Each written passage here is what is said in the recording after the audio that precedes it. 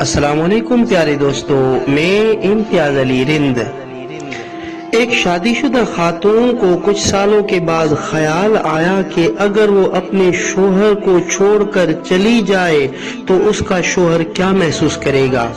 یہ خیال آتے ہی اس نے ایک کاغذ پر لکھا کہ اب میں مزید تمہارے ساتھ گزارا نہیں کر سکتی، میں گھر چھوڑ کر جا رہی ہوں ہمیشہ کے لیے۔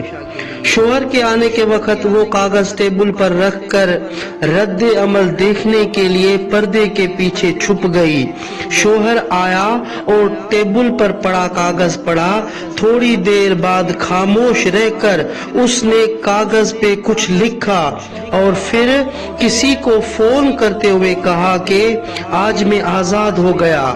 شاید میری بے وقوف بیوی کی سمجھ آ گئی ہے کہ وہ میرے لائق نہیں ہے اور وہ چلی گئی ہے۔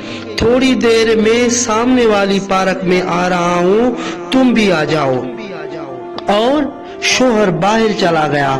وہ خاتون پردے سے باہر آئی، نم آنکھوں سے اور کانپتے ہوئے ہاتھوں سے کاغذ اٹھا کر پڑھا جس پر لکھا ہوا تھا، پردے کے نیچے سے تمہارے پاؤں نظر آ رہے ہیں پگلی، سامنے والی دکان سے بریڈ لے کر آ رہا ہوں، تب تک چائے بنا لے۔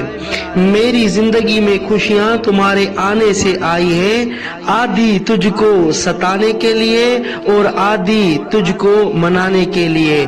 اسی لیے پیارے دوستو، اپنے لائف پارٹنر سے پیار کرے، اس کو توجہ دے، اس کے ساتھ محبت کے ساتھ پیش آئے، کیونکہ یہ لائف پارٹنر پوری زندگی آپ کے ساتھ بتا دیتا ہے، اپنا سب کچھ چھوڑ کر تمہارے پیچھے آ جاتا ہے، تمہارے ساتھ چلتا ہے، تمہارے دکھ میں، درد میں، غم میں، خوشی میں، ہر حال میں آپ کے ساتھ ہوتا ہے۔ اسی لیے لو یور لائف پارٹنر۔